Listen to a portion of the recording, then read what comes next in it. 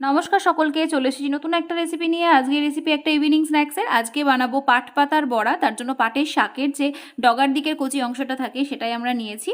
এবার এদিকে বেসনটা গুলবো, তার জন্য নিয়েছি বেসন, চালের গুঁড়ো, এখানে পোস্ত, কাশ্মীরি লঙ্কা গুঁড়ো, হলুদ, নুন, 1 চিমটি বেকিং সোডা, গোটা জিরে আর অল্প একটু গোলমরিচের গুঁড়ো। শুকনো উপকরণগুলো ভালোভাবে মিশিয়ে নিয়েছি। আর এদিকে কড়াইয়ে তেলও বসিয়ে দিয়েছি, সেই ফাঁকে বেসনটাও গুলে নিলাম।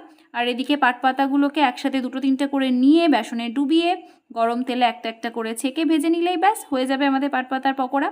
তার জন্য প্রথমে এই যে ফ্রাইং প্যানে আমি তেলও বসিয়ে দিয়েছি, এবার একটা একটা করে দিয়ে দেবো আর উল্টে পাল্টে লাল লাল করে সুন্দর করে ভেজে নেব। এবার চায়ের সাথে, শুধু মুখে, মুড়ির সাথে, যেভাবে ইচ্ছা সেভাবে খেতে পারো, খুব সুন্দর লাগে।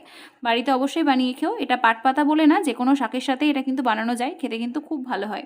সন্ধেবেলায় বেশ ভালোই লাগে খেতে। বানিয়ে খেয়ে কিন্তু অবশ্যই একবার দেখবে। Thanks for watching. আর হ্যাঁ, শুধু দেখে চলে গেলে হবে, পেজটা তো ফলো করতে হবে নাকি।